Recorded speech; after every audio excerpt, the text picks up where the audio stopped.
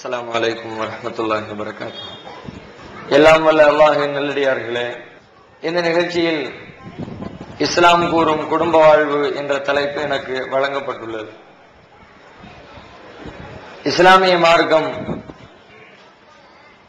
மனித வாழ்க்கையின் எல்லா விதமான தேவைகளுக்கும் பிரச்சனைகளுக்கும் மிகச்சரியான வழிகாட்டுதல்களை வழங்கிக் கொண்டிருக்கிறது என்பதனை நாம் தெளிவாக புரிந்து வைத்திருக்கிறோம். எல்லா விதமான பிரச்சனைகளுக்கும் தீர்வு சொல்லுகிற இஸ்லாம் மனித வாழ்க்கையில் தவிர்த்து பார்க்க முடியாத மிக முக்கியமான ஒரு அம்சமாக திகழக்கூடிய குடும்ப வாழ்க்கைக்கும் அதனை சரியாகவும் சிறப்பாகவும் கொண்டு செல்வதற்கு என்னென்ன வழிகாட்டுதல்களும் அறிவுரைகளும் தேவைப்படுகிறதோ அவை அனைத்தையும் அல்லாஹ் ரப்புல் ஆலமீன் தான் பொருந்திக் கொண்டிருக்கிற இஸ்லாமிய மார்க்கத்தின் மூலமாக நமக்கு மிக தெளிவாக வழிகாட்டி தருகிறார். இந்த குடும்ப வாழ்க்கை என்பது ஒரு சமுதாயத்தினுடைய முன்னேற்றமானாலும் ஒரு சமுதாயத்தினுடைய தாழ்வு நிலையானாலும் அந்த சமுதாயத்தின் குடும்பங்கள் எவ்வாறு அமைந்திருக்கிறதோ அதை பொறுத்துத்தான் அவைகள் மாறுபடும். அதனால்தான் அல்லாஹ் ரப்புல் ஆலமீன் தனி மனிதர்கள் தனது வாழ்க்கையில் கடைபிடிக்க வேண்டிய ஒழுங்குகளையும் நல்ல போதனைகளையும் சொல்லித் தந்ததோடு நிறுத்திவிடாமல் நீங்கள் அதனை உங்களின் குடும்பங்களில் கடைபிடிக்க வேண்டும் என்று திருமறையின் வழியாக வழிகாட்டுதலை முன்வைக்கிறார். ஒரு மனிதன் அவன் எதையெல்லாம் தனது வாழ்க்கையிலே சரி என்று புரிந்து கொண்டிருக்கிறானோ, தவறு என்று விளங்கி வைத்திருக்கிறானோ, அந்த சரியான காரியங்களையும் தவறான காரியங்களையும் தனது குடும்பத்தினருக்கு எடுத்துச் சொல்லி நல்வழி காட்ட வேண்டிய கடமையை ஒவ்வொரு மனிதனுக்கும் அல்லாஹ் திருமறையின் வழியாக விதித்து தருகிறார். திருமறை குர்ஆன் பேசுகிறது, யா அய்யுஹல்லதீன ஆமனூ பூ அம்புசக்கும் வாஹலீக்கும் நாரா. இறை விசுவாசிகளே, நீங்கள் உங்களையும் உங்கள் குடும்பத்தாரையும் நரக நெருப்பிலிருந்து பாதுகாத்துக் கொள்ளுங்கள். ஒரு முஸ்லிமனுடைய மிக முக்கியமான நோக்கம் நாளை மறுமை வாழ்க்கையில் வெற்றி பெற வேண்டும் என்பதுதான். மறுமையில நரக படுகொலியிலிருந்து தன்னை தற்காத்துக் கொள்ள வேண்டும் என்பதுதான் இஸ்லாத்தினுடைய அடிப்படை போதனை. அந்த போதனையை சொல்லுகிற இறைவன், உங்களை நீங்கள் நரகத்திலிருந்து தற்காத்துக் கொள்ளுங்கள், உங்களை மாத்திரமல்ல உங்கள் குடும்பத்தாரையும் அதிலிருந்து பாதுகாத்துக் கொள்ளுங்கள். நரக நெருப்பு மிக கடுமையானது, சுட்டரித்து வேதனை தரக்கூடியது என அல்லாஹ் ரப்புல் ஆலமீன் எச்சரிக்கிறார். அது மட்டுமில்லை, குடும்ப வாழ்க்கையை சரியாக கவனிக்காமல் சமுதாயத்திலே ஒருவன் எத்தனைதான் பாடுபட்டாலும் குடும்பத்திலே ஒரு கெட்ட பெயரை சம்பாதித்து விட்டு சமுதாயத்திலே எத்தனைதான் நல்லவங்களை அவன் புரிந்தாலும் நபிகள் நாயகம் ஸல்லல்லாஹு அலைஹி வஸல்லம் சொல்கிறார்கள், உங்களில் உண்மையிலே நல்லவர் யார் என்றால், சிறந்தவர் யார் என்றால், ஹைருக்கும் லிஅஹ்லிஹி, உங்கள் குடும்பத்தாரிடத்தில் யார் சிறந்தவரோ யார் நல்லவரோ அவர்தான் உண்மையிலே உங்களில் சிறந்தவர். சரியான இலக்கணம். ஒருவர் நல்லவரா கெட்டவரா என்பதை தீர்மானிப்பதற்கான அளவுகோல் அவருடைய குடும்பத்தாரிடம்தான் இருக்கிறது. ஏனென்றால் உலகத்திலே வெளி உலக வாழ்க்கையில் ஒருவரிடத்தில் நற்பெயர் வாங்குவது என்பது மிக எளிதான காரியம். ஊருக்குள்ள ஒருத்தரை பத்தி நல்லவர்னு சொல்ல ரொம்ப ஈஸி. ஏன்னா வெளியில இருக்கக்கூடிய நேரம் ரொம்ப குறைவான நேரம். வெளியில வரும்பொழுது, நண்பர்களை சந்திக்கும் போது, மற்றவங்களோட பழகும் போது ஏதோ நல்ல ஒரு மாதிரி வேஷம் காட்டிட்டு உள்ள போயிடலாம். ஆனால் அதிகமான நேரம் ஒருவன் குடும்பத்தில் தான் செலவிடுகிறார். அந்த அதிகமான நாட்கள் குடும்பத்தில் தான் செலவிடுகிறார். அதிகமான நேரமும் நாட்களும் ஒருவரால் தொடர்ந்து நடித்துக் கொண்டிருக்க முடியாது. வெளியில நல்லவனா நடிக்கிறது கொஞ்ச நாள் நடிக்கலாம், கொஞ்ச நேரம் நடிக்கலாம். ஆனா வருஷத்துக்கு நடிக்க முடியுமா? ஆயுள் காலம் முழுவதும் நடிக்க முடியுமா? தொடர்ந்து ஒருவனால் ஒரு காரியத்தை நடித்து நிறைவேற்றிவிட முடியாது. அதனால்தான் நபிகள் நாயகம் ஸல்லல்லாஹு அலைஹி வஸல்லம் சொன்னார்கள், உங்களில் உண்மையிலே சிறந்தவர் நல்லவர் யார் என்றால் உங்கள் மனைவியரிடத்தில் யார் நல்லவரோ அவர்தான் நல்லவர், உங்கள் குடும்பத்தாரிடத்திலே யார் சிறந்தவரோ அவர்தான் சிறந்தவர். நாம் நம்மை நல்லவரா கெட்டவரா என்பதை அளந்து பார்க்க வேண்டும் என்று சொன்னால், நம்மை பற்றி நம்முடைய தாய் என்ன சொல்கிறார், நமது தந்தை என்ன சொல்கிறார், நம்முடைய மனைவி என்ன சொல்கிறார், நமது பிள்ளைகள் என்ன சொல்கிறார்கள், நம்முடைய குடும்பத்தார் நம்மை குறித்து எப்படிப்பட்ட விமர்சனங்களை முன்வைக்கிறார்கள் என்பதை அறிந்து கொண்டால் நான் என்னை பற்றி அறிந்து கொள்ள முடியும். அவருடைய குடும்பத்தாருடைய விமர்சனத்தை நாம் ஏற்றுக்கொண்டால் அவருடைய நன்மையும் தீமையும் நல்லவராய் கெட்டவராய் என்பதையும் நம்மால் பகுத்து பிரித்து பார்த்துவிட முடியும். அது மாத்திரமில்லை, மேலும் அல்லாஹ் சொல்கிறான், இந்த குடும்பம் என்பது எந்த அளவிற்கு மிக முக்கியத்துவம் வாய்ந்தது என்று சொன்னால், ஒருவர் தனது குடும்பத்திலே தோல்வி அடைந்து விட்டால் குடும்பத்தை வழிநடத்துவதிலோ அல்லது குடும்பத்தாரிடத்திலே நடந்து கொள்ள வேண்டிய முறைகளிலோ இறைவனும் இறை தூதரும் காட்டித் தந்த வழிமுறைகளை அவர் தவறவிட்டு விட்டார் என்று சொன்னால் அவருக்கு அது ஒரு மிகப்பெரிய இழப்பாக மறுமையிலே வந்து நிற்கும். என்றால் அல்லாஹ் பேசுகிறான், இன்னமா அம்வாலுக்கும் அவுலாதுக்கும் ஃபித்னா, உங்களின் செல்வங்களிலும் உங்களின் குழந்தைகளிலும் உங்களுக்கு சோதனை இருக்கிறது. நம்முடைய குடும்பத்தில் நம்முடைய பிள்ளைகள் வழியாக அல்லாஹ் நம்மை சோதித்து பார்ப்பான். பல விதங்களிலே நமது பிள்ளைகளை வளர்த்து ஆளாக்க வேண்டிய கட்டத்தில் பொருளாதார தேவைகள் ஏற்படும். அந்த தேவைகளின் பொழுது நாம் எப்படி நடக்கிறோம், நம்முடைய பிள்ளைகளை படிக்க வைக்கின்ற பொழுது அவர்களை முன்னேற்றத்திற்காக உழைக்கிற பொழுது பல்வேறு சிரமங்களையும் கஷ்டங்களையும் அனுபவிக்க வேண்டியது வரும். அந்த சிரமத்திலும் கஷ்டத்திலும் அல்லாஹ்வை மறந்து உலகத்தினுடைய ஆதாயத்தை கையில் எடுக்கிறோமா அல்லது அல்லாஹ்வை நினைவில் கொண்டு உலகத்தின் ஆதாயத்தை இரண்டாம் பட்சமாக முடிவெடுக்கிறோமா என்பதை எல்லாம் அல்லாஹ் சோதித்து பார்க்கிறான். இன்னும் சில நேரங்களில் அந்த குழந்தைகளையும் பிள்ளைகளையும் பெற்றோர் குடும்பத்தினரையும் நாம் பாசம் வைத்திருக்கக்கூடிய அந்த குடும்பத்தை நம்மை விட்டு பிரித்தெடுத்து அந்த பிரிவினை இவன் எவ்வாறு எடுத்துக் கொள்கிறான், அல்லாஹ்வின் விதி என்று பொருந்திக் கொள்கிறானா அல்லது அல்லாஹ்வின் மீதே சாபத்தையும் கோபத்தையும் வெளிப்படுத்துகிறானா என்று அல்லாஹ் சோதிப்பான். அப்படியானால் குடும்பம் என்பது ஒரு சோதனை. அந்த சோதனையில் நாம் வெற்றி பெற்றாக வேண்டும். அல்லாஹ்வுடைய அந்த பரீட்சையில் நாம் ஜெயித்தாக வேண்டும்.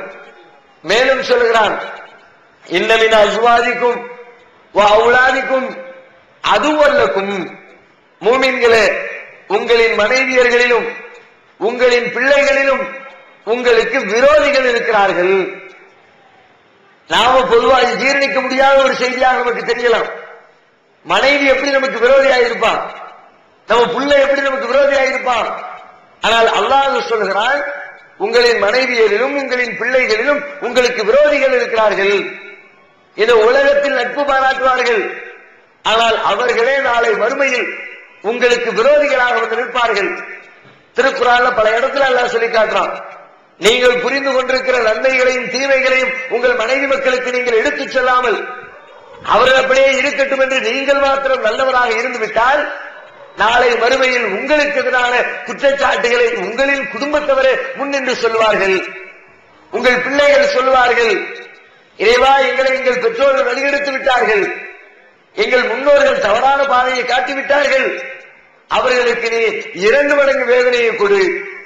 அவர்கள் வழிகெட்டது மாத்திரமில்லாமல் எங்களையும் வழிகெடுத்ததற்காக வேண்டி அவர்களுக்கு நீ 2 மடங்கு வேதனையை தா என்று நம் பிள்ளைகள் நமக்கு எதிராக நாளை மறுமையிலே அல்லாஹ்விடத்திலே வழக்கு தொடரக்கூடும். மேலும் சொல்கிறான், அந்த மஹ்ஷர் பெருவெளி என்பது தீர்ப்பு நாள் இருக்கிறது. அந்த தீர்ப்பு நாளில் ஒவ்வொரு மனிதனும் தன்னுடைய நிலைமை என்ன ஆகுமோ என்று சொல்லி பதட்டத்தோடு அங்குமிங்கும் உலாவிக் கொண்டிருக்கிற பொழுது, யௌம யஃபிர்ருல் மர்உ மின் அஹீஹி, ஒருவன் தன் சகோதரனை விட்டு விரண்டோடக்கூடிய நாள் அது. வ உம்மிஹி வ அபீஹி, தன் தாயை விட்டு தந்தையை விட்டு, வ சாஹிபத்திஹி வ பனீஹி, தன் துணைவியை விட்டு தன் பிள்ளைகளை விட்டு, வ ஃபஸீலத்திஹி அல்லதி தூவி லிகுல்லி இம்ரிஇன் மின்ஹும் யௌமஇதி ஷஅனுன் யுக்னி, எல்லாம் ஒவ்வொருத்தரும் ஒருத்தரை விட்டு விரண்டு ஓடுவார்கள். அந்த நாளில் அவர்களுக்கு தங்களுடைய பிரச்சனை தான் பெரிதாக இருக்கும். நாம என்ன ஆவோமோன்னு தெரியல என்று இருக்கும். அன்னைக்கு ஒருத்தர் வந்து அல்லாஹ்விடத்துல சொல்வானா, யவத்துல் முஜ்ரிமு லவ் யஃப்ததி மின் அஸாபி யௌமிதின் பிபனி, யா அல்லாஹ் எனக்கு பகரமா என் பிள்ளைய நீ எடுத்துக்க, அவனை நரகத்துல போட்டுக்க, என்ன காப்பாத்துறா என்ன விட்டுறா ரப்பேன்னு கேள்வி எழுப்புது. அல்லாஹ்விடத்துல சொல்வானா? அது பத்தலையா? உம்மிஹி வ அபீஹி, என் தாயை எடுத்துக்க, என் தந்தையை எடுத்துக்க, என் மனைவி எடுத்துக்க, என் சகோதரன் எடுத்துக்க, ஒமன் பில்லர்ந்து ஜெமியான் சும்மா எஞ்சி, ஏன் ஒட்டுமொத்த உலகத்தை எடுத்துக்க, என்ன மட்டும் காப்பாத்திரா அல்லாஹ் என்று நாளை மறுமையில மனிதர்கள் புலம்புவார்கள். அப்படி நாம பெத்தெடுத்த பிள்ளையை கொண்டு போய் நமக்கு எதிராக நிறுத்துவோம். நம்முடைய பிள்ளைகள் அவர்களுக்கு எதிராக நம்மை நிறுத்துவார்கள். நம்முடைய மனைவி நமக்கு எதிராக புகார் வாசிப்பால், நாம் நம்ம மனைவிக்கு எதிராக குற்றச்சாட்டுகளை அடுக்கிக் கொண்டிருப்போம். இப்படிப்பட்ட சூழல்கள் எல்லாம் வராமல் இருக்க வேண்டும் என்று விரும்பினால் அல்லாஹ் சொல்லுகிறான், கவனமாக இருங்கள். உங்கள் மனைவியரிலும் உங்களின் பிள்ளைகளிலும் உங்களுக்கு விரோதிகள் இருக்கிறார்கள், எச்சரிக்கையோடு நடந்து கொள்ளுங்கள். அவங்க விஷயத்துல அல்லாஹ்வுடைய மார்க்கத்தை மிக சரியான முறையில கடைபிடிங்கள் என்று குர்ஆன் வழியாக அல்லாஹ் சொல்லித் தருகிறான். அப்படியானால் இந்த குடும்பம் என்ற சோதனையில் வெற்றி பெற வேண்டும் என்று விரும்பினார், மனைவியரும் பிள்ளைகளும் நமக்கு விரோதிகளாக உருவாகிவிடக் கூடாது என்று நீங்கள் விரும்பினால், நாளை மறுமையிலே உங்களையும் உங்கள் குடும்பத்தாரையும் நரக நெருப்பிலிருந்து பாதுகாத்துக் கொள்ள வேண்டும் என்று நாம் விரும்பினால், அதற்கு நாம் செய்ய வேண்டிய காரியங்கள் என்ன? இந்த உலகத்திலே திருமறை குர்ஆன் வழியாகவும் நபிகள் நாயகத்தின் போதனை வழியாகவும் நமது குடும்பத்தை நாம் செப்பனிட்டுக் கொள்ள வேண்டும், சரி செய்து கொள்ள வேண்டும். அதிலே இருக்கிற தவறுகளை களைய வேண்டும். அல்லாஹ்விடத்திலே நெருக்கத்தை பெறுவதற்கு நமது குடும்பத்தை ஒரு காரணகர்த்தாவாக நாம் ஆக்கிக் கொள்ள வேண்டும். எப்படி ஆக்குவது? வழிபாடுகளிலே அதிகமாக நமது குடும்பத்தில் வழிபாடு குறித்து நாம் பேச்சுக்களை நடத்த வேண்டும். ஒருவரை ஒருவர் வழிபட வேண்டும் என்று சொல்லி ஊக்குவிக்க வேண்டும். தொழுகை என்பது இஸ்லாத்தில் அதிகமாக வலியுறுத்தப்பட்ட ஒரு கடமை. இன்ன ஸலாத்த கானத் அலல் முஃமினீன கிதாபம் மவ்கூதா. அல்லாஹ் குர்ஆன்ல சொல்றான், தொழுகைங்கிறது மூமின்கள் மீது நேரம் நிர்ணயிக்கப்பட்ட ஒரு கடமை.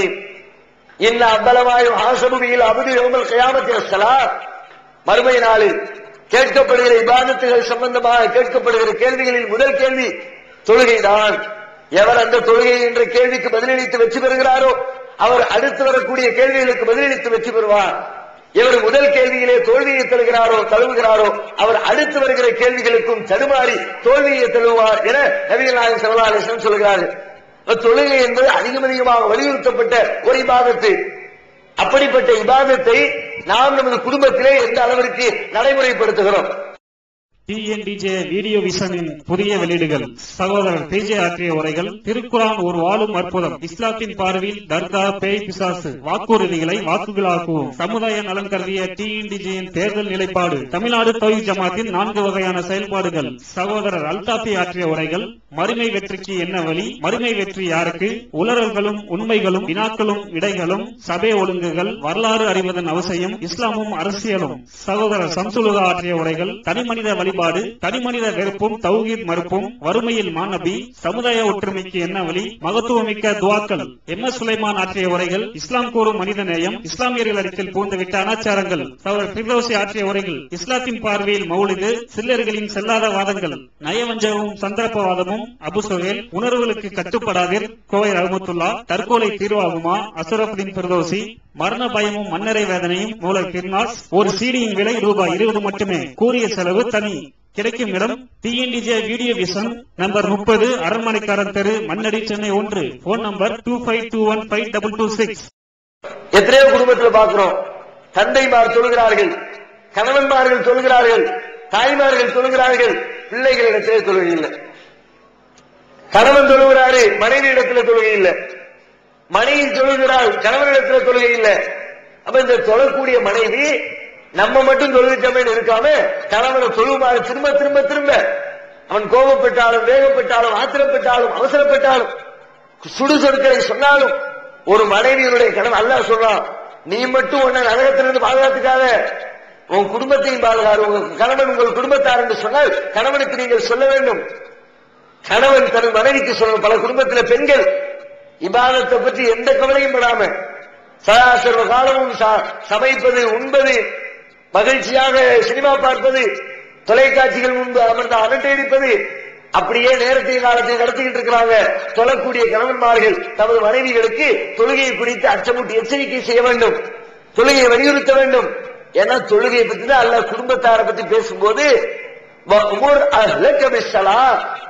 நபியை பார்த்து சொல்றாங்க, நபியே நீங்கள் உங்கள் குடும்பத்தாருக்கு தொழுமாறு சொல்லுங்கள், வஸ்தபிர் அலைஹா நீங்களும் அதிலே நிலைத்து நில்லுங்கள், தொழுகுமாறு சொல்லுங்கள். அது ஸ்பெசிபிக் எத்தனையோ வழிபாடு இருக்கு, நோன்பு இருக்கு, ஜகாத் இருக்கு, ஹஜ் இருக்கு, இன்னும் எத்தனையோ வழிபாடு இருக்குது. அல்லாஹ் ரப்பல் ஆலமீன் இந்த தொழுகையை மட்டும் பிரிச்செடுத்து நபிக்கு சொல்றான், உங்க குடும்பத்தாருக்கு தொழ சொல்லுங்க. தொழுகைதான் ஆணிவர். எல்லா ஒருவரை ஒரு முஸ்லிமை முஸ்லிமாக வாழ வைப்பதற்கு ஆணிவர் தொழுகை. தொழுகை போச்சுன்னா எல்லாம் போச்சு. இஸ்லாமிய குடும்ப அமைப்புனா அங்க இஸ்லாம் இருக்கணும். இஸ்லாம் இல்லாம இஸ்லாமிய குடும்ப அமைப்பு உருவாக முடியாது. அப்படி ஒரு இஸ்லாமிய குடும்பம் என்று சொன்னால் அங்கே முதல் கட்டமாக தொழுகை இருக்க வேண்டும். தொழுகைக்கான சூக நேரத்தில் எத்தனை குடும்பத்திலே சுபகிலே எழுந்து தொழக்கூடிய வழக்கம் இருக்கிறது. தூங்கிக் கொண்டிருக்கிற புள்ள தூங்கிக்கிட்டு இருப்பான். 10 வயசு, 15 வயசு, 18 வயசு, 20 வயசு, 25 வயசு தாய்மார்கள் தொழுகிறாங்க. புள்ள தொழுவணும்னு எந்திரிச்சா கூட படி எதுக்கு போட்டு காலங்காத்தால எந்திக்கிறேங்கிறாங்க. காலையில சுப நேரத்துல வெளியில போய் தொழ போறேன் புள்ள வீட்டை விட்டு கிளம்பினா பல வீடுகள்ல அவர்கள் தொழுகிறார்கள் பெற்றோர்கள். ஆனா பிள்ளைகளை எதுக்குப்பா டிசம்பர் மாசம் பனியா இருக்குது, வெளியில ரொம்ப குளிரா இருக்குது, தேவையில்லை நீ படுத்துக்க என்று சொல்லி பிள்ளைகள் அதில் ஆர்வப்பட்டாலும் அதை வேண்டாம் என்று தவிர்க்கக்கூடிய பெற்றோர்களை பார்க்கிறோம். உண்மையிலே இஸ்லாம் நமது குடும்பத்திலே தாண்டவம் ஆட வேண்டும் என்று சொன்னால் முதல்ல தொழுகை விஷயத்துல ஒருவருக்கொருவர் பரஸ்பரம் திரும்ப திரும்ப சொல்லிக்கொண்டே இருங்கள். ஏன்னா தொழுகைதான் எந்த நம்மிடத்தில் இருக்கிற எல்லா தவறுகளையும் தடுத்து நிறுத்துகிற ஆற்றல் தொழுகைக்கு மட்டும்தான் இருக்கு. அல்லாஹ் குர்ஆன்ல சொல்றான், இன்ன ஸலாத்த தன்ஹா அனில் ஃபஹ்ஷாஇ வல் முன்கர். தொழுகை என்பது மானக்கேடான அருவருக்கு தகுந்த தீமைகளை விட்டு உங்களை தடுத்து நிறுத்தும் என்று சொல்கிறார். நாம நினைக்கிறோம் நம்முடைய கணவன்மார்களிடத்துல சில தவறுகள் இருக்கும். பீடி குடிப்பார், பீடி உடக மாட்டேங்கிறாரு. சில பேர் சாராயம் குடிக்கலாம், இப்படி உடம்புக்கு எடுத்துக்கிட்டு இருக்கிறாரு. வேற ஏதாவது தீமைகள் இருக்கலாம், குற்றங்குறைகள் இருக்கலாம், பாலியல் தவறுகள் இருக்கலாம். அப்ப நாமும் சரி நம்முடைய குடும்பத்தில் இருக்கிற வேறு நபர்களிடத்திலும் சரி இது போன்ற பல தீமைகளை நாம் பார்க்கிறோம். பல நேரங்களில் நாமே அந்த தீமைகளிலிருந்து வெளிவர வேண்டும் என்று விரும்புகிறோம். ஆனால் நம்முடைய பழக்கத்தினால் வெளிவர முடியாமல் தவிக்கிறோம். அல்லாஹ் சொல்றான், நீ தொழுகையை மாத்திரம் உருப்படியா கையில் எடுத்துப்பார், தொழுகையை முறையா கையில் எடுத்து தொழுது பார், அந்த தொழுகை உன்னை தீமையை விட்டு தடுக்கும். நாம நினைச்சாலும் அந்த தீமையின் பக்கம் போக முடியாத அளவுக்கு தொழுகை ஒரு கேடயமா வந்து நிற்கும். நான் கையில சிகரெட் எடுக்க நினைப்பேன், முறையாக தொழுதால். நீங்க நினைக்கலாம் பல பேர் தொழுகிறாங்களே, சிகரெட் குடிச்சிட்டு தொழுகிறாங்களே, வட்டி வாங்கிட்டு தொழுகிறாங்களே, விபச்சாரம் செஞ்சுட்டு தொழுகிறாங்களே, பாலியல் குற்றச்சாட்டுகளில் ஈடுபட்டு தொழுகிறாங்களே, அவங்க தொழுகை தடுக்கலையே நினைக்கலாம். ஆனால் அவர்கள் உண்மையாக எவ்வாறு தொழ வேண்டுமோ அவ்வாறு அல்லாஹ்வை அஞ்சு அல்லாஹ்வுக்காக வேண்டி அவர்கள் தொழவில்லை என்று அர்த்தம். ஏன்னா அல்லாஹ் கொடுக்கிறான் கேரண்டி, நீ தொழுதால் தீமையை தடுக்குங்கிறான். அல்லாஹ் சொன்ன கேரண்டி நடக்காம இருக்குமா? தொழுது புட்டு ஒரு பாவத்தை உங்க கணவரோ மனைவியோ பிள்ளைகளோ செஞ்சால் அவங்க சரியா தொழுகை கண்காணிங்க.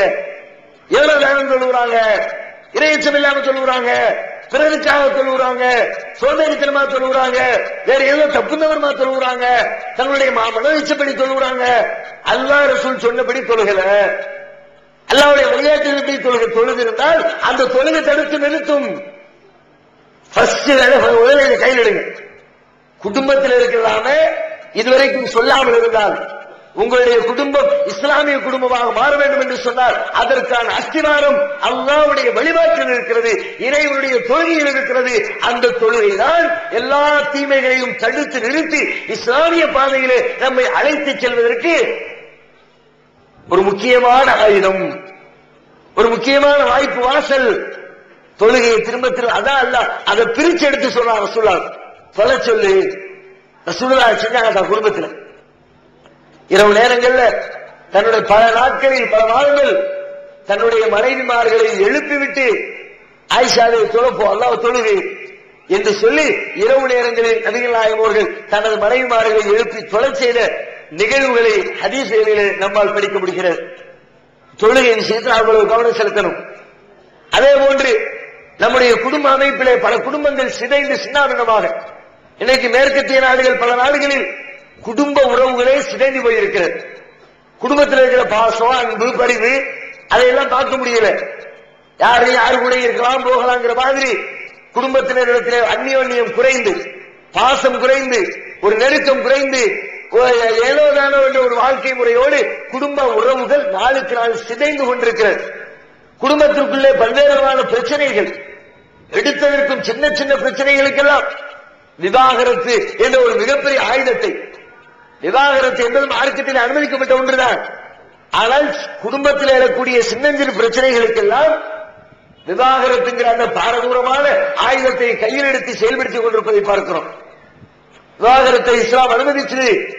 ஆனா பல்வேறு நிபந்தனைகளை போட்டு கடைசியா வேற வழி இல்ல, சேர்ந்து வாழ முடியாது, இவரை திருத்த முடியாது, இவரை திருத்த முடியாது, இவருடைய போக்கும் நம்முடைய போக்கும் ஒத்து வராது, இவர்களோடு சேர்ந்து வாழ்ந்தால் நாம் இஸ்லாத்தினுடைய எல்லைகளை மீற வேண்டிய சூழ்நிலை ஏற்பட்டுவிடும், இது போன்று பாரதூரமான நிகழ்வுகள் ஏற்பட்டுவிடும் என்று அஞ்சக்கூடிய இறுதி தருணத்தில் எடுக்க வேண்டிய ஆயுதம் தான் தலாக்கு, விவாகரத்து என்ற ஆயுதம். ஆனால் இன்றைக்கு சின்னஞ்சிறு பிரச்சனைகளுக்கெல்லாம் இந்த விவாகரத்துகளை நோக்கி குடும்பத்தினர்கள் கணவனும் மனைவியும் வந்து நிற்பதை பார்க்கிறோம். காரணம் என்ன? நபிகள் நாயகம் சொன்ன குடும்ப வாழ்க்கையினுடைய ஒழுங்குகள் பேணப்படல. ரெண்டு பேரும் சந்தோஷமா நிம்மதியா இருக்கிறதுக்கு சின்ன சின்ன எத்தனையோ வழிமுறைகளை சொல்லி தந்தாங்க. அந்த வழிமுறைகளை கையில் எடுக்காதனுடைய விளைவு, அதை பின்பற்றாதனுடைய விளைவு, குடும்ப அமைப்புகள் நாளுக்கு நாள் சிதைந்து கொண்டிருக்கிறது. குடும்பம் சந்தோஷமா இருக்கணும், நிம்மதியா வாழணும். நிம்மதியாக இருக்க வேண்டும் என்று சொன்னால் முதலிலே ரெண்டு பேரும் கணவனும் மனைவியும் பரஸ்பரம் முதலில் புரிந்து கொண்டிருக்கவர். என்ன புரிய வேண்டும்? நாம் திருமணம் செய்திருப்பது ஒரு மனிதனை, ஒரு பெண்ணு. அவன் நினைக்கணும் நாம ஒரு ஆம்பளை, ஒரு மனுஷனை தான் கல்யாணம் முடிச்சிருக்கணும்.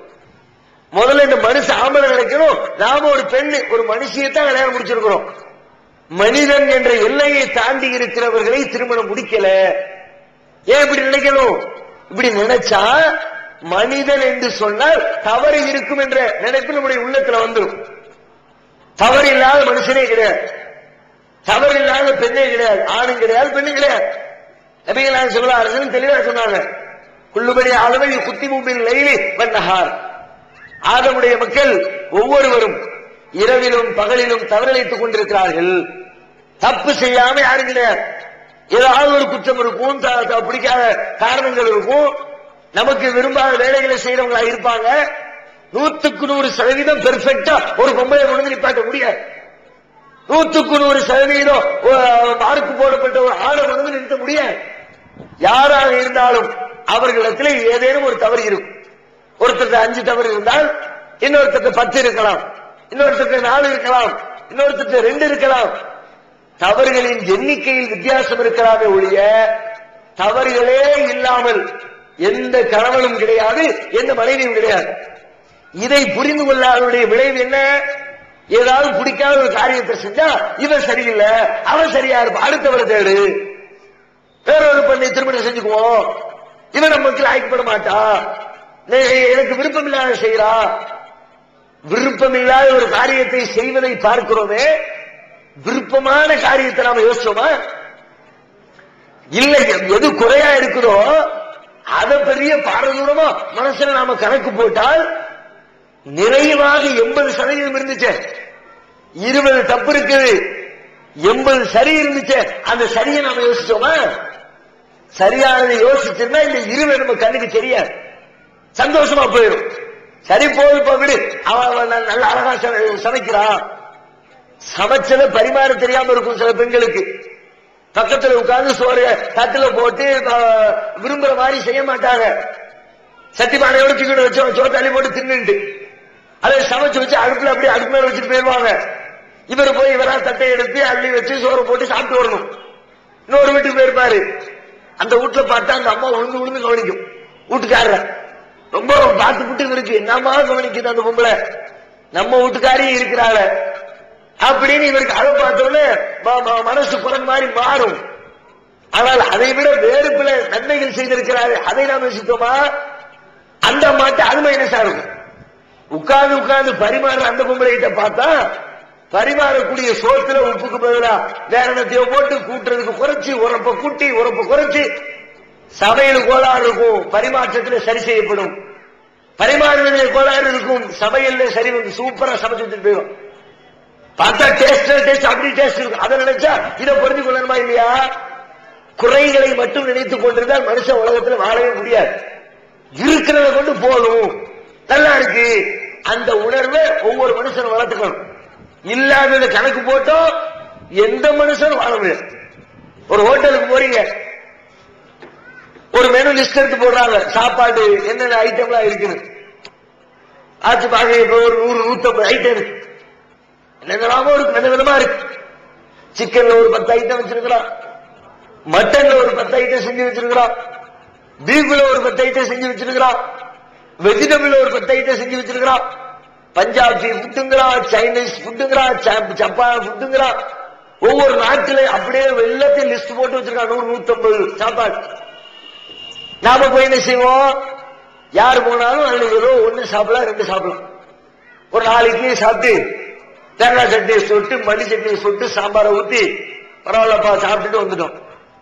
சாப்பிட்டுட்டு வந்தா வரும்போது என்ன நினைச்சிட்டு வரணும்?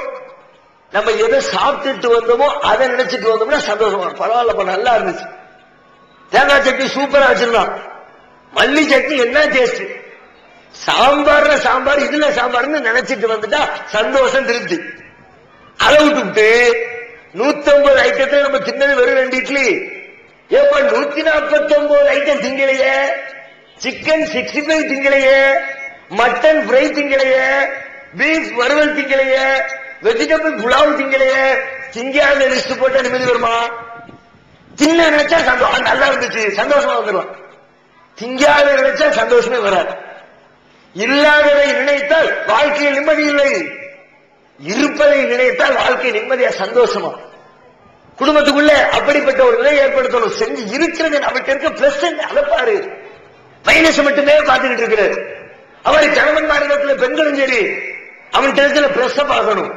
சம்பாத்தி என்னத்தையும் 5-10 குறைய கொண்டு வந்தாலும், டெய்லி 50 ரூபா 70 ரூபா கொண்டு வந்து கொடுத்தாலும் அதை மத்தவங்க மாதிரி வீண்வரையும் செய்யாம, சாராயம் குடிச்சு காலி பண்ணாம 70 ரூபாய் குடும்பத்துக்கு கொண்டு கொடுக்கிறாரு. அதை நினைச்சு பார்க்கணும். அதை விட்டு 70 ரூபாய் என்ன சம்பாத்தியம்? மேல வீட்டுக்காரன் பத்தி 100 ரூபாய் சம்பாதிக்கிறார், கீழே வீட்டுக்காரன் வருஷத்துக்கு 50,000 சம்பாதிக்கிறான், ஏத்து வீட்டுக்காரன் 1 லட்சம் ரூபாய் சம்பாதிக்கிறான். அவன் ஸ்கூட்டர்ல போறான், இவன் கார்ல போறான், நான் சைக்கிள்ல தானே போறேன், இதை நடத்தி கூட்டு போறீங்க. இருக்கிறது என்ன அதை பாருங்க. இருப்பதை நினைத்தால் வாழ்க்கை நிம்மதி சந்தோஷம், இல்லாத நினைச்சா வாழ்க்கையில சங்கடம், கஷ்டம், குழப்பம், வெறுப்பு, ஒருத்தர் குறை சொல்லி. அதனால்தான் நபிகள் ஸல்லல்லாஹு அலைஹி வஸல்லம் சொன்னாங்க, இன் கரிய மின்ஹா குலுக்கன் ரலிய மின்ஹா ஆகர். ஒரு குணத்தை நீங்கள் வெறுத்தால், எதையாவது உனக்கு பிடிக்காம ஒண்ணு இருந்துச்சுன்னா ரலிய மின்ஹா ஆகர், இன்னொன்னு திருப்தி படுற மாதிரி ஒண்ணு இருக்குல்ல, அதையும் பார்க்க மறுக்கிறாய்.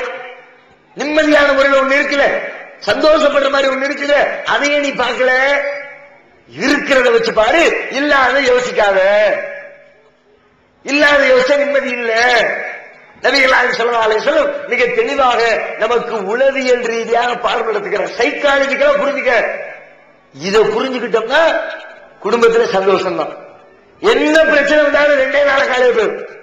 எவ்வளவு மன வருத்தம் வேலை இருந்தாலும் சரி 3 நாள்ல எல்லாம் சால்வாயி திரும்ப பழையபடி சந்தோஷமான அமைதியான ஒரு குடும்ப வாழ்க்கையை நம்மால் அனுபவிக்க முடியும்.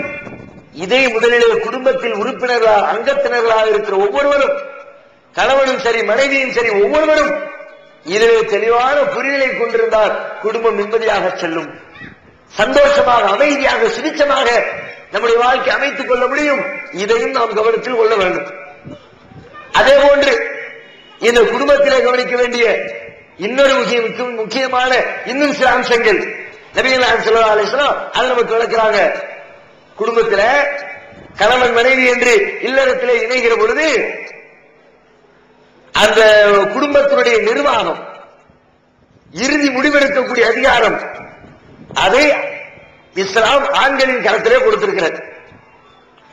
ஒரு பிரச்சனை, குடும்பத்தில் ஒரு பொருள் வாங்குறோம், பொருள் வாங்குகிற பொழுது அந்த பொருளை வாங்கவா இறுதி முடிவு, வாஷிங் மிஷின் வாங்குறதுக்கு போய் நிக்கிறோம், ஏதோ வாங்குறது, அதை வாங்கவா வேண்டாமா, லாஸ்ட் முடிவு யார் எடுக்கிறது?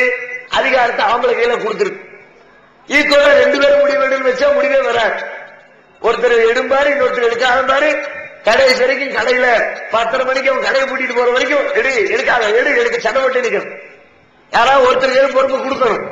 அதனால இஸ்லாம் என்ன சொல்லுது, இறுதி முடிவு பொருளாதார ரீதியான ஒரு குடும்ப நிர்வாகத்துல இறுதி முடிவெடுக்கிற அதிகாரம் ஆம்பளை கையில இருக்குது. அர்ரிஜாலு கவ்வாமூன அலா நிசாஇ பிமா ஃபல்லல்லாஹு பஅதஹும் அலா பஅதின் வ பிமா அன்ஃபகு மின் அம்வாலிஹிம். ஆண்கள் பெண்களை நிர்வாகம் செய்கிறவர்கள். ஏன் பெண்களை விட அல்லாஹ் ஒரு சிறப்பா அவங்களுக்கு கொடுத்திருக்கிறான். பிமா அன்ஃபகு மின் அம்வாலிஹிம், தங்களின் பொருளாதாரத்தை பெண்களுக்காக ஆண்கள் செலவிடுகிற காரணத்தினால். காசு வேற நேரத்தில் முடிவு இவன் எடுக்கலையே, இவன் தான் காசு சம்பாதிக்கிறவன், அவனுக்கு தான் அவனுடைய வழி தெரியும், அவனுக்கு தான் அவனுடைய வேதனை புரியும். சம்பாதிக்காத கையில கொண்டு போய் முடிவெடுக்க சொன்னா அள்ளி இறைச்சிருவாங்க, காசை காலி பண்ணிடுவாங்க. அதனால இஸ்லாம் என்ன சொல்லுச்சு, ஆம்பளை கையில நிர்வாகம் செய்யற பொறுப்பை கொடுத்துச்சு. பெண்கள் இதை ஒத்துக்கொள்ள வேண்டும். இறுதியா கடைசியா பொருளாதார ஒரு முடிவெடுக்கிற நேரத்தில் பல குடும்பங்களில் இதனால் பிரச்சனை. நான் சொல்றதை கேட்கவே மாட்டேங்கிறாங்க. நான் ஒரு காரியத்தை சொன்னோம்னா அது எடுபடவே மாட்டேங்குது என்று மன வருத்தப்படக்கூடிய சூழலை பார்க்கிறோம். இது பொருளாதார ரீதியாக இஸ்லாம் இப்படித்தான் சொல்லி இருக்கு. யாராவது ஒருத்தர் தான் முடிவெடுக்க முடியும் என்று ஆண்களின் மேலாண்மையை ஒத்துக்கொள்கிற பொழுது பல நேரத்தில் நமக்கிடையிலே ஏற்படக்கூடிய சின்னஞ்சிறு பிரச்சனைகளுக்கு அது தீர்வாக அமைந்து விடுகிறது. அதே நேரத்தில் முடிவை எடுக்கிற அந்த அதிகாரத்தை ஆண் பெண்ணை நிர்வாகம் செய்தால் கூட எல்லா விஷயத்துக்கும் பெண் கட்டுப்பட்டு போகணும்னு இஸ்லாம் சொல்லல. மார்க்க ரீதியான ஒரு காரியத்தை, தவறான ஒரு செய்தியை கணவன் நமக்கு வழிநடத்தினால், கணவன் நம்மை நிர்பந்தித்தால், இப்படித்தான் செய்யணும் என்று சொன்னால் அப்ப நீங்க கட்டுப்படக்கூடாது. லா தஆத லி மக்லூகின் ஃபீ மாசியத்தில் காலிகி, படைத்தவனுக்கு மாறு செய்யக்கூடிய விஷயத்தில் படைப்புகள் யாராக இருந்தாலும் அவர்களுக்கு நீங்கள் கட்டுப்படாதீர்கள். கட்டுப்படுதல் என்பது இல்லை. கணவனே சொன்னாலும் சரி, வீட்டுல உட்கார்ந்து பாத்தியா ஓதுங்கிறாரு, இரவு சத்தம் ஓதுங்கிறாரு, வேற ஏதாவது விதத்தான காரியத்தை செய்ய சொல்றாரு. அப்ப அல்லாஹ்வுடைய கட்டளையா கணவன்மார்களுடைய கட்டளையா என்று வருகிற பொழுது அல்லாஹ்வுடைய கட்டளைக்கு முன்னுரிமை கொடுத்து கணவன்மார்களுடைய கட்டளைகளை பின்பற்றக்கூடாது. இப்படி குடும்ப விஷயத்தில் உலகியல் ரீதியான முடிவுகளில் கணவன்மார்களுடைய முடிவை ஒத்துக்கொண்டு கட்டுப்பட்டு நடக்க வேண்டும். அதுவும் இந்த கட்டுப்படுதலில் எந்த அளவுக்கு கட்டுப்பட சொல்லுதுன்னா, குறிப்பாக தாம்பத்திய இன்பம் என்று வருகிற பொழுது 100% உங்களுடைய கட்டுப்பாட்டை அவர்களுக்கு வழங்கிவிட வேண்டும்.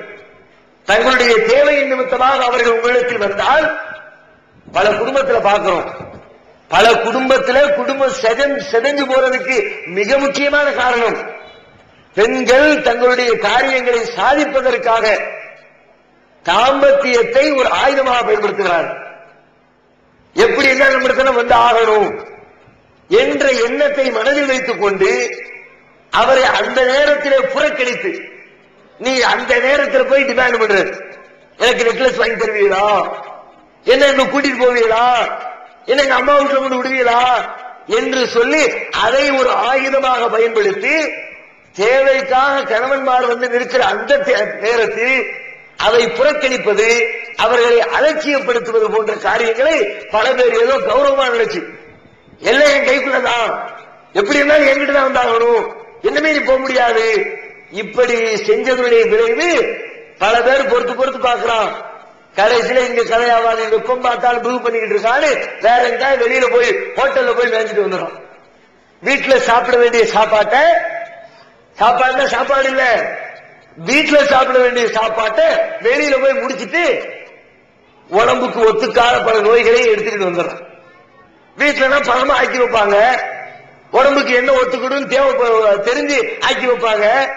வெளியில அந்த புரிதல் இருக்குமா, கண்ட கழியதை ஆக்கி வச்சிருப்பான். வெளியில போய் மேய்ஞ்சிட்டு வந்து இல்லாத நோயை கொடுத்து கடைசியில பல பேர் சின்ன வீடுகள்ல செட்டப் ஆகி மனைவிமார் கைகழுவப்பட்ட நிகழ்வுகள், பஞ்சாயத்துகள் ஆங்காங்க நடந்து கொண்டிருக்கிறது. அதை தவிர்க்கணும்னா அந்த விஷயத்துல 100% கட்டுப்படும்.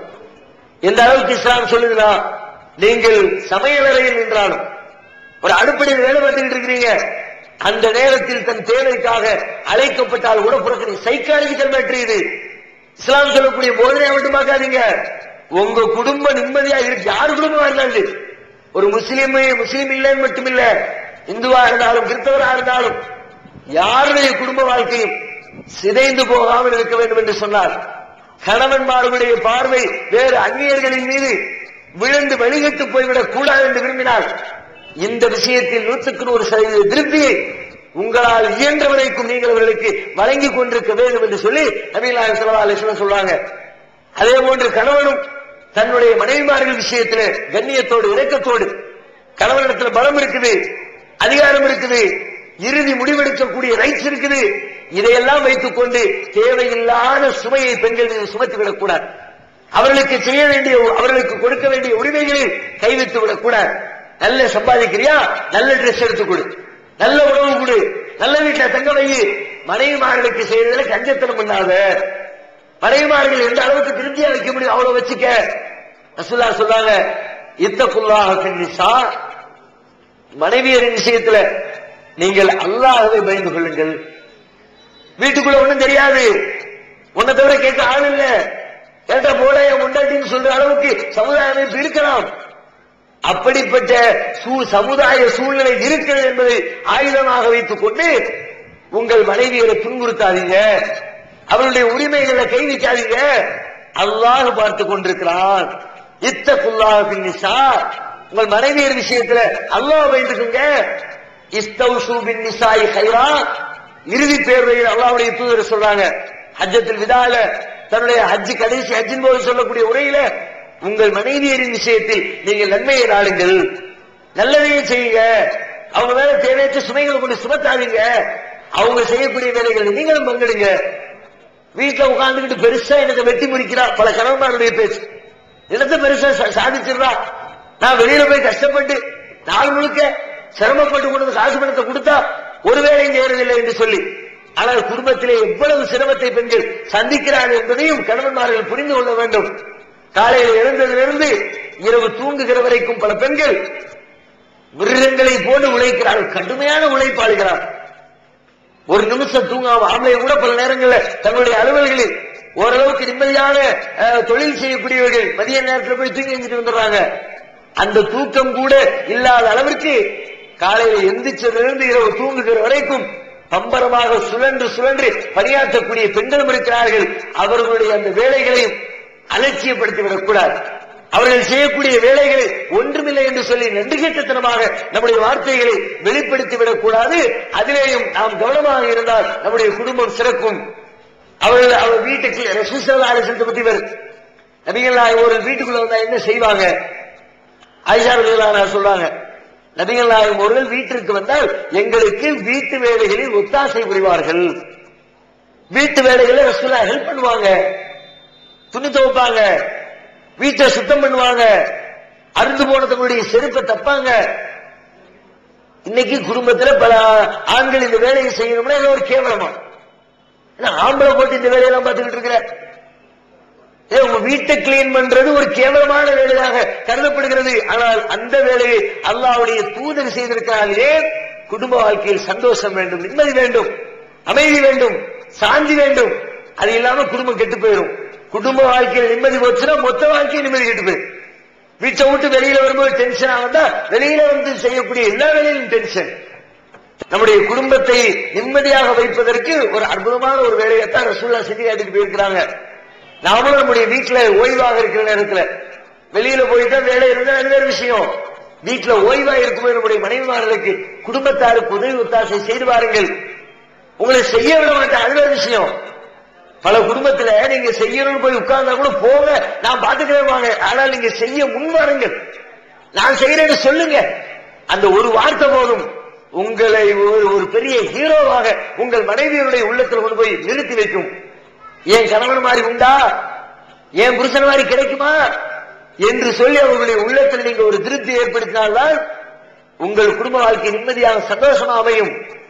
அதே போன்று குடும்பம் என்று சொன்னால் அதுல மிக மிக முக்கியமாக கவனிக்க வேண்டிய அடுத்த கட்ட அம்சம், குடும்பத்திலே அல்லாஹ்வால் நமக்கு வழங்கப்பட்டிருக்கிற அமானிதங்கள், பிள்ளை செல்வங்கள், அவற்றை வளர்த்து ஆளாக்குவதில் நாம் தவறிழைத்து விட்டால் நம்முடைய வருங்கால ஒட்டுமொத்த சந்ததியும் நம்முடைய சமுதாயமே அழிந்து பாழ்பட்டு போகும். நமது பிள்ளைகளை வளர்த்தால் குடும்பம் தான் பள்ளிக்கூடம்.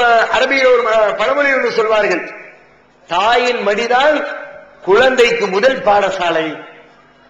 குடும்பத்தில் வீட்டுக்குள்ளதான் புள்ள அதிகமான செய்திகளை கற்றுக்கொள்கிறது. அந்த பிள்ளையை எப்படி வளர்த்து ஆளாக்குகிறோம், அதுல நாம எவ்வளவு கவனமாக இருக்கிறோம் என்பதை ஒவ்வொருத்தரும் ஒவ்வொரு குடும்பமும் சீர்தூக்கி பார்க்க வேண்டும். இன்றைக்கு பல்வேறு குடும்பங்களில் பிள்ளைகள் முறையாக வளர்க்கப்படுவதில்லை. ஏதோ மிருகங்களை போட்டு வேலையாட்களை போன்று உணவு கொடுத்து உடை கொடுத்து படிப்பதற்கு காசு செலவழிக்கப்படுகிறது. பிள்ளைகளுடைய வளர்ச்சியிலே கவனம் செலுத்தப்படுவதில்லை. அவர்களுடைய வாழ்க்கையினுடைய முன்னேற்றத்தில் பொருளாதார முன்னேற்றத்திற்கு செலுத்தக்கூடிய கவனத்தை அவர்களுடைய ஒழுக்க ரீதியான முன்னேற்றத்திற்கு யாரும் செலுத்துறதில்லை. நபிகள் ஸல்லல்லாஹு அலைஹி வஸல்லம் சொன்னாங்க, உங்களுடைய குழந்தைகள் 7 வயதாக இருக்கிற பொழுது தொழுமாறு ஏவுங்கள், 10 வயசுல தொலாட்டி அடிங்க. 10 வயசான குழந்தை, எத்தனை குழந்தைகள் இன்றைக்கு தொழுகையை கடைபிடிக்கிறார்கள்? அவங்க கடைபிடிக்க தயாராக இருந்தா கூட பெற்றவங்க வேண்டாம், ஸ்கூல் நேரம் விட்டு வந்து பார்த்துக்கலாம், வளர்ந்து பார்த்துக்கலாம் என்று சொல்லி பிள்ளைகளுடைய வழிபாட்டு சிந்தனையை கூட, அல்லாஹ்விற்கு கட்டுப்பட வேண்டும் என்ற உணர்வை கூட அதற்கு முட்டுக்கட்டையாக பெற்றோர்கள் வந்து நிற்பதை பார்க்கிறோம். சின்னஞ்சிறு பருவத்திலே நீங்கள் குழந்தைகளை வளர்க்க வேண்டிய செய்திகளை சொல்லி வளர்க்கவில்லை என்று சொன்னால் பிற்காலத்தில் அது உங்களுக்குத்தான் கேடாக வந்து நிற்கும். இன்றைக்கு முதியோர் இல்லங்கள் அதிகரித்துக் கொண்டிருக்கிறது. எங்கு பார்த்தாலும் குடும்பத்திலே பெரியவர்கள் முதியவர்கள் தெருவிலே விடப்பட்டிருக்கிறார்கள். 60 வயது 65 வயது 70 வயது நிரம்பி இருக்கக்கூடிய பெற்றோர்கள் முதியவர்கள் 5 பிள்ளைகளை பெற்றவர்கள், 7 பிள்ளைகளை பெற்று வளர்த்து ஆளாக்கி படிக்க வைத்தவர்கள் தெருக்களிலே பிச்சை எடுத்துக் கொண்டிருப்பதை பார்க்கிறோம். முதியோர் இல்லங்களில் ஆதரவற்றவர்களுடைய இல்லத்திலே அடைக்கலம் புகுந்திருப்பதை பார்க்கிறோம். எதனால் இந்த நிலை ஏற்பட்டிருக்கிறது? அவர்களுக்கு பிள்ளைகள் இருந்தும் அனாதரவாய் ஆதரவற்றவர்களாய் தெரு வீதிகளிலே அவர்கள் வலம் வந்து கொண்டிருப்பதற்கு காரணம் என்ன? அவர்களை வளர்த்த முறையிலே ஏற்பட்ட கோளாறு. ஆரம்பத்திலேயே புள்ள சின்னஞ்சிறு பருவத்தில் இருக்கும் போதே அவனை எப்படி தட்டி வளர்க்கணுமோ அப்படி வளர்த்திருந்தார். இஸ்லாம் சொல்லக்கூடிய போதனைகளை சின்னஞ்சிறு பருவத்திலே அவருடைய உள்ளத்தில் ஏற்றி இருந்தார். பசுமரத்து ஆணி மாதிரி அவருடைய உள்ளத்தில் போய் பதிஞ்சிருக்காரா? பெற்றோரை எப்படி பேணணும் இஸ்லாம் சொல்லுது, அதை எத்தனை பெற்றவங்க சொல்லிக் கொடுக்கிறோம்? பெற்றவங்களை எந்த அளவுக்கு இஸ்லாம் மதிக்க சொல்லுது? மனிதனுக்கு நாம் வசியத்து உபதேசம் செய்திருக்கிறோம், தன்னுடைய பெற்றோர்கள் விஷயத்தில் நல்ல முறையில் நடந்து கொள்ள வேண்டும் என்று. பக்கலாரம்புக்க அல்லாஹ் தாபுது இல்லா ஐயா ஒபில் வாலிதைனி இஹ்சானா, உமது இறைவன் விதித்து விட்டான் அல்லாஹ்வை தவிர வேறு யாரையும் வணங்கக்கூடாது என்றும், உமது பெற்றோர் அவர்களின் பெற்றோருக்கு உபகாரம் செய்ய வேண்டும் என்றும் இறைவன் விதித்திருக்கிறான். அது மட்டுமில்லை, உங்கள் பெற்றோருடைய முன்னிலையில் அவங்களை இழிவுபடுத்துற விதமா ஒரு சீ என்ற வார்த்தை கூட சொல்லிடாத. வலா தகுல்லஹுமா உஃபின் வலா தன்ஹருஹுமா, அவங்கள விரட்டிடாத. வகுல்லஹுமா கௌலன் கரீமா, அவங்கள்ட்ட சங்கையான மதிப்பான வார்த்தைகளை பேசு. வகுபில்லஹுமா ஜராஹ துல்லி மினர் ரஹ்மா, அருள் இரக்கம் என்ற இறக்கை அவங்க முன்னாடி நீ தாழ்த்து. எத்தனை பேர் சொல்லிக் கொடுத்திருக்கிறோம்? பெற்றவங்க விஷயத்துல இவ்வளவு தூரம் கவனம் செலுத்தணுங்கிற இந்த போதனைகளை திருக்குர்ஆனை சொல்லிக் கொடுத்திருந்தா, நபிகள் நாயகத்துடைய போதனைகளை சொல்லிக் கொடுத்திருந்தா, பெற்றவங்களை இவ்வளவு தூரம் அல்லாஹ் வந்து வலியுறுத்துறான், நன்றி செலுத்த சொல்றாங்கிறத சொல்லிக் கொடுத்திருந்தால் பிற்காலத்திலே உங்களின் பெற்றோர்கள் உங்களுடைய பிள்ளைகள் உங்களை எடுத்தெறிந்து பேசுவார்களா? பல குடும்பத்திலே பெற்றோர்கள் என்பது தேவையற்ற சுமையாக கருதப்படுகிறார். வயது முதிர முதிர முதிர முதிர உடலுடைய உறுப்புகளுடைய இயக்கத்துடைய வேகம் குறையும். கால்கள் நடக்க முடியாமல், கைகளால் பிடிக்க முடியாமல், காதுகளால் கேட்க முடியாமல், கண்களால் பார்க்க முடியாமல் உடல் உறுப்புகளுடைய இயக்கம் குறைந்து வீட்டிலே அவர்கள் அமர்ந்திருக்கிற நேரத்தில் பல குடும்பங்களில் பிள்ளைகள் தமது பெற்றோர்களை தேவையற்ற ஒரு பெரும் சுமையாக, இந்த கிளறி எப்ப போய் சேரும் தெரியலையே. சொத்து பத்துக்களை கையில் வச்சிருக்கிற பெற்றவங்களை தவிர்த்து மத்த எல்லாம் ரோட்ல சொத்து பத்துக்களை வச்சுக்க பேர்ல அவங்க பேர் வச்சுக்கிட்டாங்களே, அவங்க மட்டும் பொழைச்சாங்க. சொத்து இருக்கிறதுனால சொத்துக்காக வேண்டி பல குடும்பத்தில் பராமரிக்கப்படுகிறார்கள். உண்மையில பராமரிக்கல. ஆனா நீங்க முறையா சொல்லி வளர்த்திருந்தா, அந்த பிள்ளையுடைய உள்ளத்துல அதை ஆழமா பதிய வச்சிருந்தா, அந்த பிள்ளை உங்க தலைமையில வச்சு உங்களை தாங்குவாரு, உங்களை மனநோகாம பார்த்துக்கணும் விரும்புவாரு. தான் கஷ்டப்பட்டாலும் தன்னுடைய பெற்றோர் கஷ்டப்படக்கூடாது என்று தன்னுடைய வாழ்க்கையை அர்ப்பணிப்பானே. நபிகளாயத்தின் காலத்தில் அப்படி வளர்த்தாங்க தன்னுடைய பிள்ளைகளை சஹாபாக்கள். கடைசி வரைக்கும் நிம்மதியாக அவங்களுடைய வாழ்க்கையை அமைக்க முடிஞ்சது. இன்னைக்கு நாம எப்படி வளர்க்கிறோம்? பிள்ளையே டிவி முன்னாடி உட்கார வச்சு வளர்க்கிறோம். ரஜினி, கமல், விஜயகாந்த் அவங்க தங்களுடைய பூட்ஸ் கால வச்சு அடிக்கிற அடிகளையும் உதைகளையும் காட்டி காட்டி வளர்க்கிறோம். அதனாலதான் புள்ள அவன் ஏஜ் வந்ததுக்கு பிறகு ரஜினி அடிச்ச மாதிரி, கமல் அடிச்ச மாதிரி அம்மா வயிற்றிலையும் அத்தா வயிற்றிலையும் பூட்ஸ் காலால மிதிக்கிறத பாக்குறோம். சொல்லி கொடுக்கிறது கொடுக்காம குழந்தை பருவத்துல தொட்டில கிடக்கிற புள்ளைய தாளாட்டணும், புள்ளைய தூங்க வைக்கணும். கடந்த காலத்தில் பல தாய்மார்கள், முன்னோர்களில் சஹாபாக்களில் பல தாய்மார்கள் இஸ்லாம் நபிமார்களுடைய வரலாறுகளை சொல்லி தாளாட்டி பாட வைத்தவர்கள் உண்டு. தம்முடைய பிள்ளைகளை தூங்க வைத்தவர்கள் உண்டு. சஹாபாக்களுடைய வரலாறுகளை தாளாட்டாக சொல்லிக் கொடுத்தவர்கள் உண்டு. திருக்குறானுடைய வசனங்களை தாளாட்டாக பாடி தொட்டிலில் ஆட்டி பிள்ளைகளை தூங்க வைத்தவர்கள் உண்டு. ஆனால் இன்றைக்கு என்ன தாளாட்டுடைய லெவல் என்ன? புள்ள தூங்கணுமா, போடு ஒரு சினிமா, ஒரு சேனல் ஓபன் பண்ணி டிவி ஆன் பண்ணு, ஏதாவது ஒரு டப்பாங்குத்து பாட்டை கேட்டுக்கிட்டே புள்ள தூங்கு. இல்லைன்னு மறுக்க முடியுமா? பிள்ளைகளுடைய அழுகை அமர்த்துவதற்கு டிவி பெட்டிகள் இன்றைக்கு நமக்கு தேவைப்படுகிறது. இந்த டிவி பெட்டிகளின் முன்னால் வளர்க்கப்படக்கூடிய சந்ததிகள் நாளைக்கு அவர்கள் வளர்ந்து வந்ததற்கு பிறகு உங்களை பார்ப்பார்களா? உங்கள் விஷயத்திலே கவனம் செலுத்துவார்களா? உங்களை அக்கறையோடு பார்ப்பார்களா? பெற்றவங்க எவ்வளவு உயர்வாக மதிக்கப்பட வேண்டியவங்க. அவங்க கையில சம்பாத்தியம் இருக்கிற வரைக்கும், அவங்க கையில பிள்ளைங்க இருக்கிற வரைக்கும் அவர்களுக்கு கீழே கட்டுப்பட்டு நடக்கிற பிள்ளைகள் இவங்களுடைய வருமானத்தை எதிர்பார்த்து பெற்றவங்க வந்துட்டாங்கன்னா தலைகீழா மாறும். ஒரு கதை ஒன்று ஒரு இதெல்லாம் வந்து ஒரு கதை பெற்றோருக்கும் பிள்ளைக்குமான உறவை அற்புதமாக விளக்கி தந்த ஒரு சிறுகதை. ஒரு சின்ன பையன் ஒருத்தன், ஒரு 30 வயது 35 வயது மதிப்புள்ள ஒரு பையன், ஒரு வாலிபர், ஒரு இளைஞர், 65 வயசு 70 வயசு மதிக்க அவருடைய தந்தை. 2 பேரும் உட்கார்ந்து இருக்காங்க. வீட்டுடைய முகத்துல ஒரு காக்கா வந்து உட்காரு. தகப்பனார் கேட்கிறாரு, என்ன வந்து முகத்துல வந்து நிக்குது, அது என்ன அப்படின்னு கேட்கிறாரு. மகன் சொல்றான், காக்கா வந்து நிக்குது அப்படின்னு. கொஞ்ச நேரம் கழிக்குது. திரும்ப தகப்பனார் பையனை கூப்பிட்டு, அது என்னது அப்படின்னு கேட்கிறார். காக்கா அப்படிங்கிறான். திரும்ப கொஞ்சம் கழிச்சு திரும்ப கேட்கிறார். அதான் சொல்றோம்ல, காக்காங்கிறவங்க ஒரே என்ன திரும்ப திரும்ப கேட்டுக்கிட்டு இருக்கிறீங்க, எரிச்சல் போறான். அந்த தகப்பனார் ஒண்ணும் சொல்லாம நேரம் எழுந்துச்சு அவருடைய அறைக்குள்ள போய் டிராவை திறந்து ஒரு 25 வருடங்களுக்கு முன்பு அவர் எழுதிய ஒரு டைரியை தூக்கிட்டு வந்து பையன் கையில விரிச்சு கையில கொடுத்து படிக்க சொல்ல. அப்ப அதுல அவர் அங்க எழுதி வச்சிருக்கிறார், 25 வருஷத்துக்கு முன்னாடி எழுத, இன்றைக்கு 5 வயது நிரம்பிய என்னுடைய மகன் என் வீட்டு முற்றத்தில் உள்ள மரத்தின் மீது அமர்ந்திருந்த ஒரு காகத்தை பார்த்து இது என்ன என்று என்னிடத்தில் கேட்டான். நான் காகம் என்று பதில் சொன்னேன். சிறிது நேரம் கழித்து மீண்டும் கேட்டான். மீண்டும் பதில் சொன்னேன். மீண்டும் கேட்டான். மீண்டும் பதில் சொன்னேன். இப்படி அந்த ஒரு நாளில் அந்த காகத்தை பார்த்து அது என்ன என்று என்னிடத்திலே 20 முறை கேட்டான். அவன் ஒவ்வொரு தடவை கேட்கிற பொழுதும் மகிழ்ச்சியோடும் சந்தோஷத்தோடும் ஆனந்தத்தோடும் என் மகனுக்கு கற்றுத் தருகிறேன் என்ற உணர்வோடும் திரும்ப திரும்ப திரும்ப அவனுக்கு அதை சொல்லிக் கொடுத்துக் கொண்டிருந்தேன். எழுதி வச்சு சைன் பண்ணி வச்சிருக்கிறார். அதை படிச்சு பார்க்கிற பதில் இல்லை. கண்களில் கண்ணீரை தவிர வேற ஒன்றும் பதில் இல்லை. இப்படி பிள்ளைகளுடைய வளர்ச்சியிலே பங்கெடுக்கக்கூடிய பெற்றோர் பிற்காலத்திலே பிள்ளைகளாலே உதாசீனம் செய்யப்படுவது கொடுமை அல்லவா? அது மாதிரி ஒரு வேதனை உண்டா? தாம் பெற்றெடுத்து வளர்த்த பிள்ளைகளை தன்னை எட்டி உதைப்பது என்பது தாங்கிக் கொள்ள முடியாத துன்பம். அதனால்தான் இஸ்லாம் பிள்ளை பருவத்தில் பெற்றவங்களுடைய அருமையை சொல்லிக் கொடுன்னு சொல்லுது. சொல்லிக் கொடுக்காதவருடைய விளைவு பிற்காலத்திலே பிள்ளைகள் நம்மை உதாசீனப்படுத்துகிறார்கள். சின்ன சின்ன விஷயத்தையும் பிள்ளைங்களுக்கு சொல்லிக் கொடுப்பாங்க, நடைமுறையில சொல்லிக் கொடுப்பாங்க. இன்னும் சொல்ல போனா பல வீடுகளில் பார்க்கிறோம், சில விஷயங்களை பிள்ளைங்களுக்கு பெற்றவங்க சொல்லிக் கொடுப்பாங்க. ஆனா அவங்க அதை செய்ய மாட்டாங்க. அவங்களுடைய வாழ்க்கை வேற ஒண்ணு செய்யும், அவங்க வாயில பிள்ளைக்கு வேற ஒண்ணு சொல்லுவாங்க.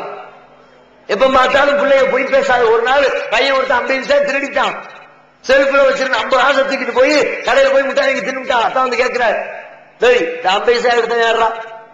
நீ தானே எடுத்த? எடுக்கலதான். பொய் சொல்லாம சொல்லு. அத்தாவுக்கு பொய் சொன்னா பிடிக்காது, பொய் சொன்னா பிடிக்காம போட்டு வெளுத்து கடைசியில சரி போன விட்டார் அடிச்சு.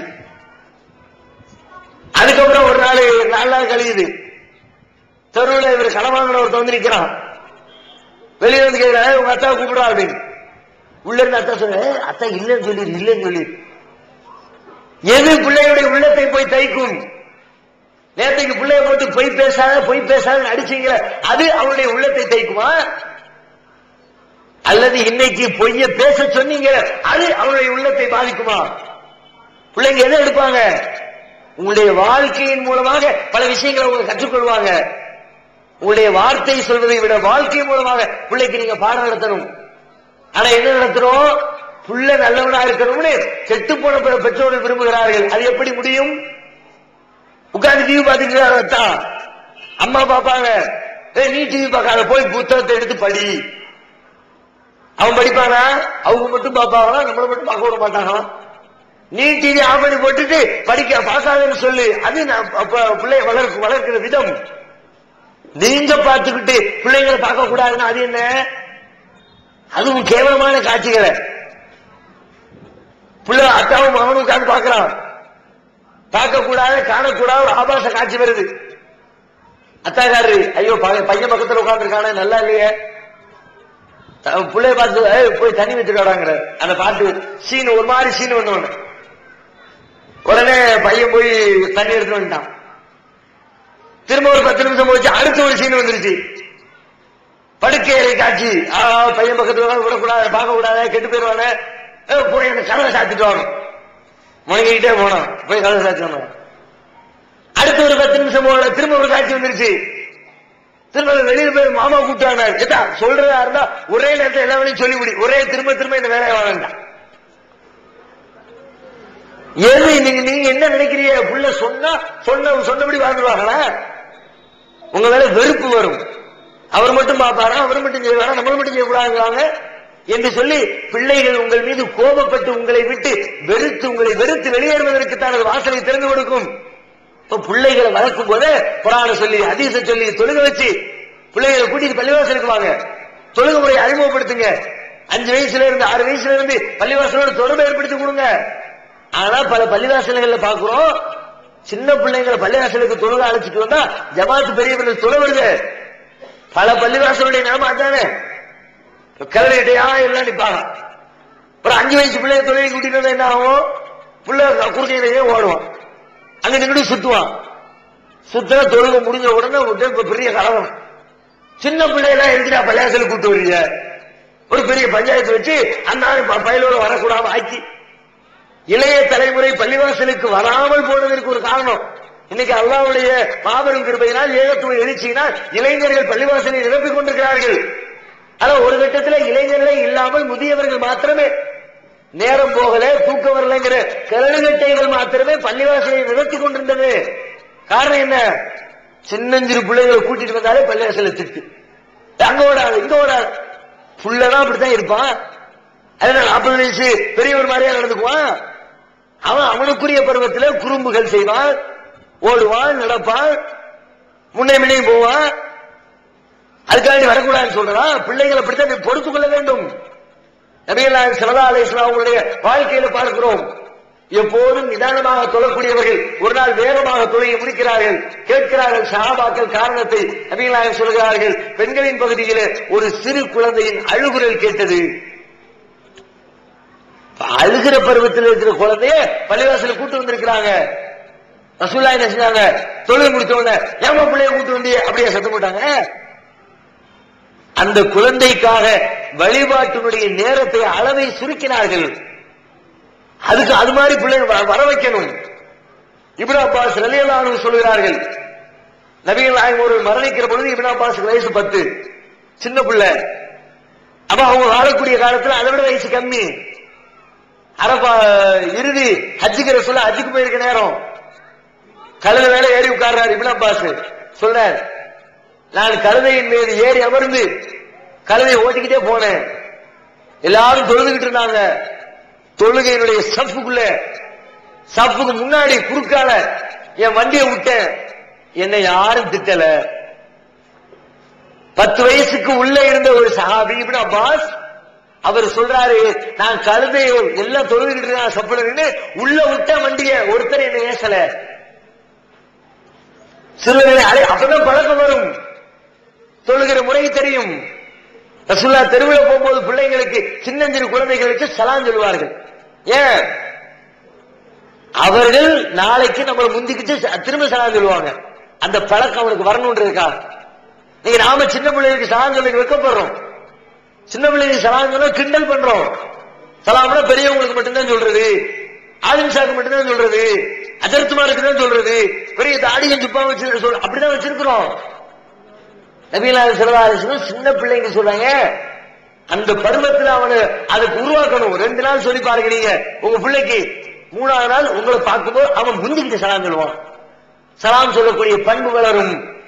சஹாபாக்கள் சொல்கிறார்கள், நோன்பு உங்களுக்கு கடமையாக்கப்பட்டதற்கு பிறகு நாங்கள் எங்கள் சின்னஞ்சிறு குழந்தைகளை நோன்பு வைப்பதற்கு பழக்கப்படுத்தினோம். நோன்பு வைப்பாங்க அவங்களும். மதிய நேரம் வரும்பொழுது சில பிள்ளைங்க பசியினால் சுழல ஆரம்பிப்பார்கள். நாங்க அப்ப விளையாட்டு பொருட்களை தூக்கி போட்டு அவங்களோட விளையாடி நேரத்தை போக்கி எப்படியாவது நோம்பு திறக்கிற நேரம் வரைக்கும் இழுத்துட்டு வருவதற்கு ட்ரை பண்ணுவோம். சில பிள்ளைங்களுக்கு முடியாது, நோம்பு திறந்துருவோம். சில பிள்ளைங்க அந்த நோம்பு திறக்கிற நேரம் வரைக்கும் தாக்கு பிடித்து விடுவார்கள். இன்னைக்கு லெவல் என்ன, நான் நோம்பு வைக்க போறோம் சகரிக்கு எழுப்பி விடுன்னு சொல்லிட்டு படுத்தா கூட வேணாம் பிள்ளைக்கு உடம்பு கெட்டு போயிடும் வேண்டாம் என்று மறுக்கக்கூடிய பெற்றோர்கள். இப்படி நீங்கள் வளர்த்தால் பிற்காலத்தில் பிள்ளைகள் எப்படி இஸ்லாத்தோடு சம்பந்தப்பட்டிருப்பார்கள்? இந்த குடும்பம் எப்படி இஸ்லாமிய குடும்பமாக இருக்க முடியும்? ஒவ்வொரு காரியத்தையும் சொல்லிக் கொடுக்கணும்.